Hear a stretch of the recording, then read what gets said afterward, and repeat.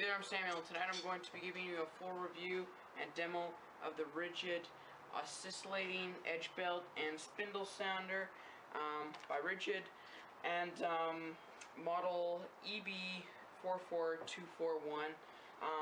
Just to start out the video, I will mention that this Ridgid isn't, paying us to do this video or anything of that sort. This is purely we went out and bought this, and I'm here. We've used it on numerous projects, and we're going to give you guys a review of it and kind of show you what it is, what the package comes with, and all that good stuff. So without further adu, let's just go right into it. So I'll start out with the instruction manual.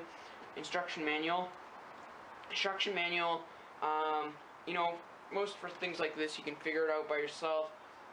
Some of the belt tensioner and stuff you might want to read up on, and all the washers that I'll get to later. But it comes with a really good, of course it comes with all the safety stuff. Make sure you read that. All the different, it's just your standard house plug.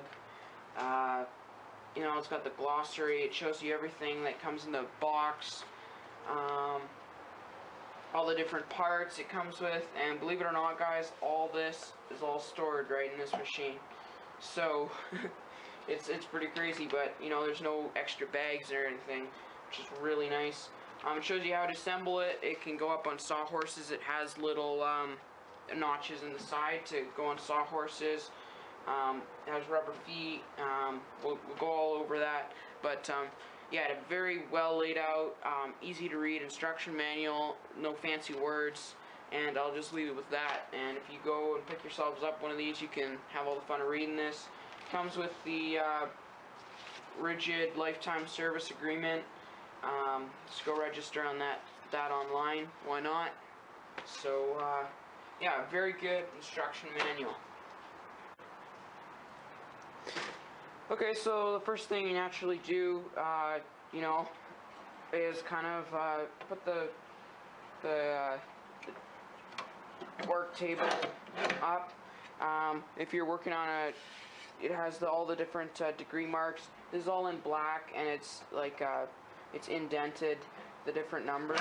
So if you, it's not in white or anything. So maybe if you're hard in the eyes or whatever.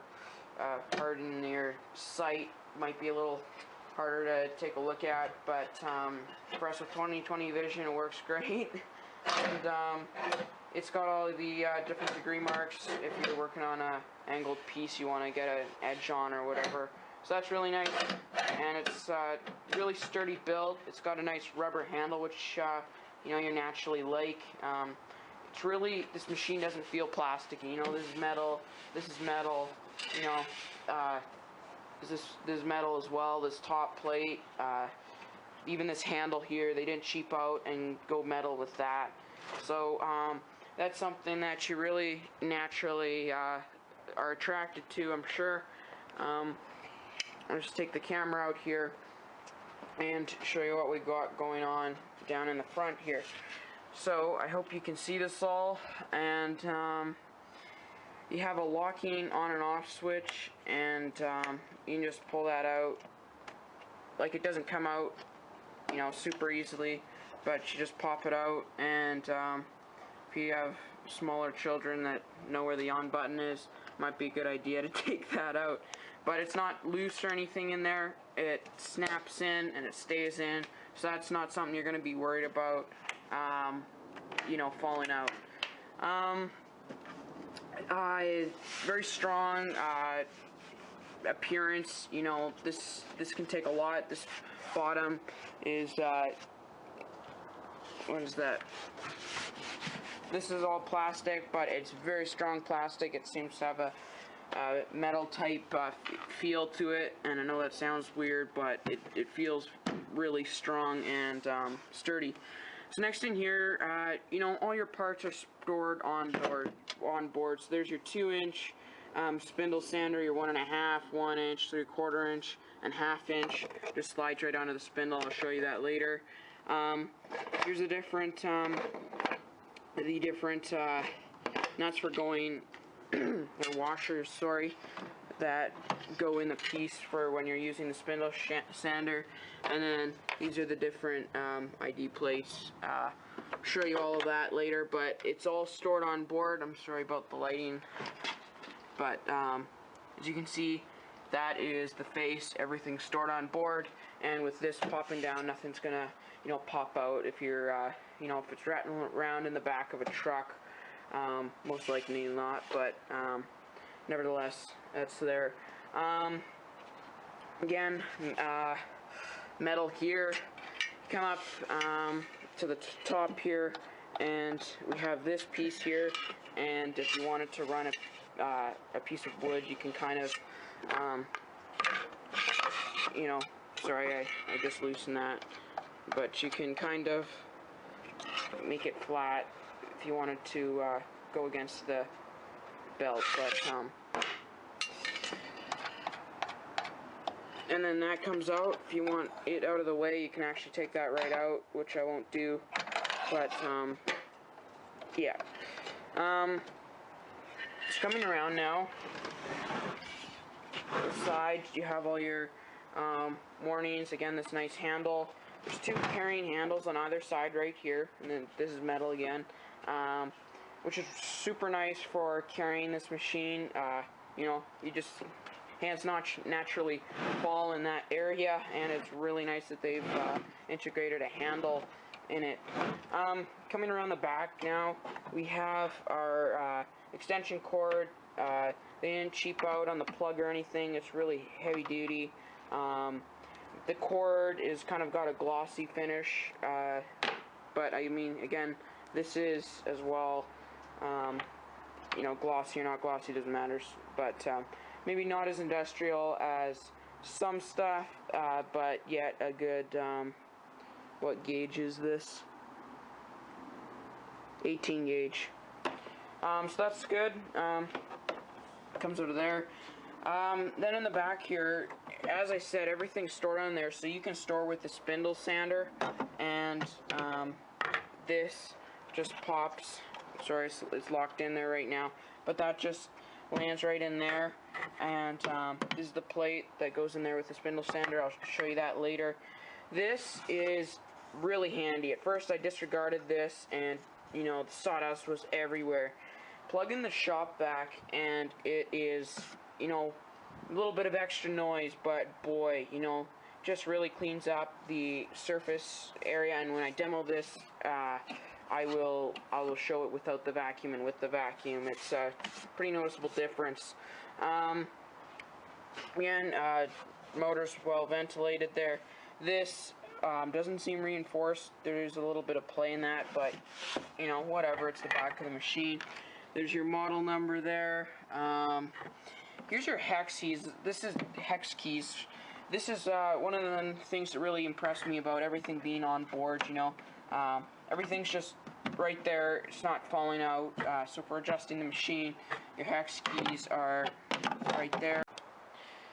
Okay, so first of all, we're going to show you how the spindle sander is installed. Basically, all that's down here is the fan, and I guess I should have thought of this, but I can show you. That's all that's there. Vacuum plugs in there, and vacuums the sawdust out of there, as well as out from down there. This is where when we attach the belt sander, the one end there just goes right and pops in there. And as you see here, I'll just show you how this is stored. You know, it's in there, doesn't really move around that much, at least when you're carrying it. But I guess if you're, like, it's not going to fall out, is what I'm trying to say.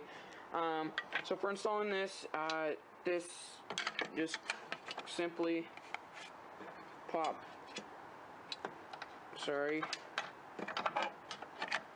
this in like such, and then you can take your hex key and adjust these screws to make this plate flat. We're just using small pieces, so I am not going to mess with that right now, but it's really easy to use since your hex key's right there, and you can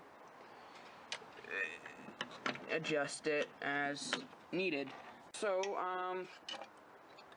this bolt on the top is obviously reversible, in case you're wondering.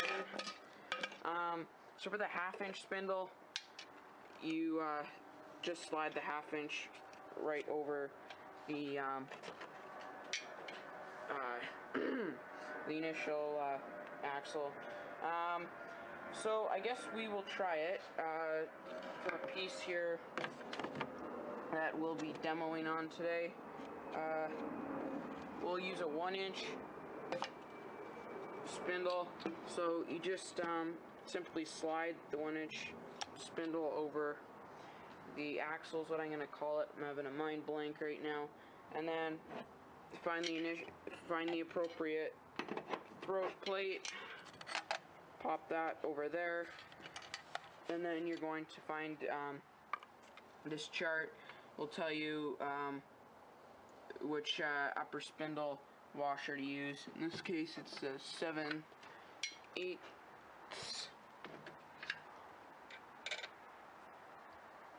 And then you just tighten this down, but not over tighten.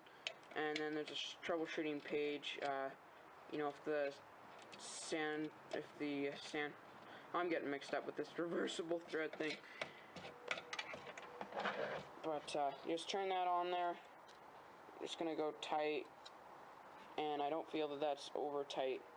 And we can adjust as needed while we're working on our piece. And I mean, if you wanted to use that, you can pop that back in. But we don't really want to use it, so I'm just going to get it out of the way. So, next thing is, I'm going to show you how this spindle sander works. Okay, so as you see, we're just going in and putting a 2-inch drum on here. And I actually just decided to use a different piece for numerous reasons, but nevertheless, you know, same deal. So we got the 2-inch one on there, and we're just working away here. A little piece of scrap wood from another project that I just had lying around, about to go in the garbage. So I'm not trying to make anything perfect out of this, but if you're noticing how much sawdust came out of that, I don't know if you did or not. Now we're going to try it with the vacuum. I'm going to show you what kind of a difference we're getting in terms of that. So go ahead, turn that on, and I should have cleaned the surface up first, but oh, there I go. But there you'll notice if you just keep your eye on that. Fortunately, my video editor doesn't allow me to zoom in my video. I'm just using Movie Maker for now, so sorry it's a little bit far away, but anyway, back to what I was saying there. You'll notice there's not too much sawdust accumulating, but yeah, that vacuum just works really slick. I love it. Yeah, so we just worked away at the piece, not doing anything fancy as I was saying earlier. It's just a scrap wood.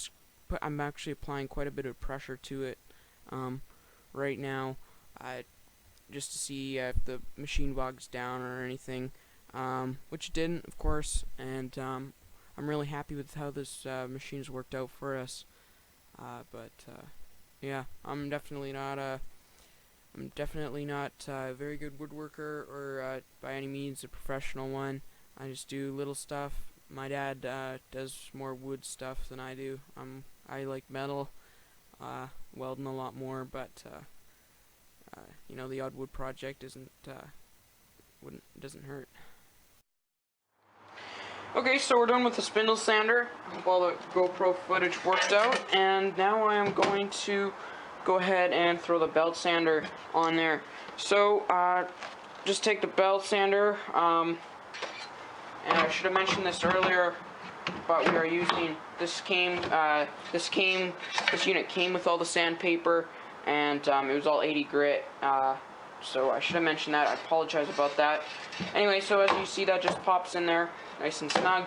And then same deal with this, except you don't have one of those top washers to worry about, and just tighten that right up. For this, I mean, why not have that, throw that in there.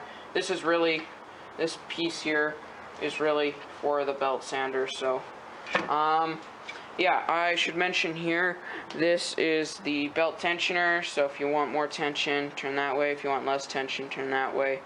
And you can adjust as needed. So I am just going to grab another piece, and we're going to go ahead and use this belt sander bit. Okay, so as you can see here, I've unplugged the vacuum again. I cleaned out that whole section where the belt sander is, to make, you know, a little fair experiment in terms of the sawdust. I took the vacuum and just vacuum that whole section right out. But here we are. Apologize about that the kick plate mixed up earlier on in the video, but I was pretty late at night, as you can see from it's all dark out there. I don't know, just having a Monday on a Thursday, but I have those all the time. Anyway, we're just again, I'm no professional woodworker. I did end up applying quite a bit of pressure to this, but this is just a little template I used for a scarf rack, and was done with it. So I thought, oh, why not, use this for the video. Turned out pretty good. I guess if you were, if I was actually trying to make something, I would obviously take a little bit more care. But yeah, we're just working away here.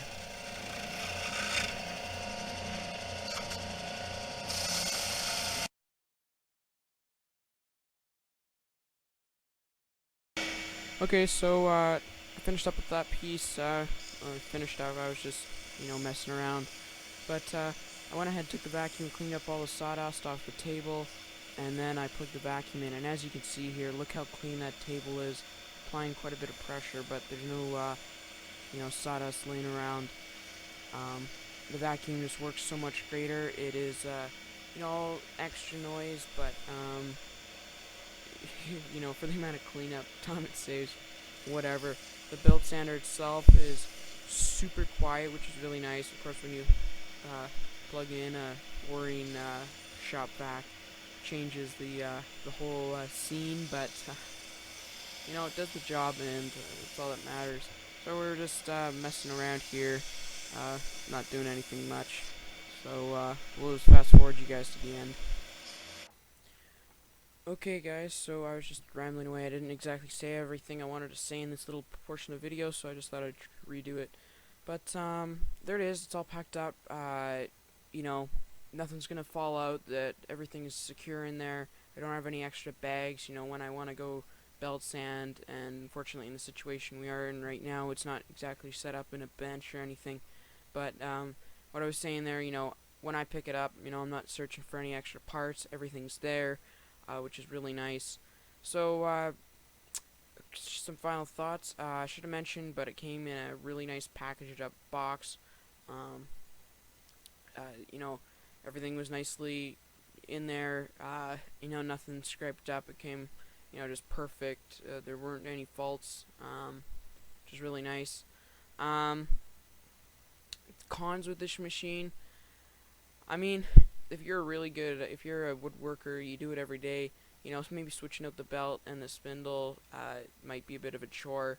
I've heard some people from online forums, I know it's a topic of debate, some people don't really, this isn't their thing, but if you're on a budget and really aren't doing anything crazy professional, I highly recommend this for you. I know that's all we do. We bought it, and it is really served us well. I wouldn't be going back at all. This has really been pleasing. It's done everything we wanted it to do and more. There's some accessories you can buy for it if you'd like. It's kind of a neat little aspect to it as well. So with that said, I guess we'll just wrap the video up. This is my first review, so I'm pretty excited about that. If you haven't yet subscribed, please do so. That really means a lot. We have new stuff on the channel all the time. Yeah, just remember to rate, comment, subscribe, and we'll see you on the next one.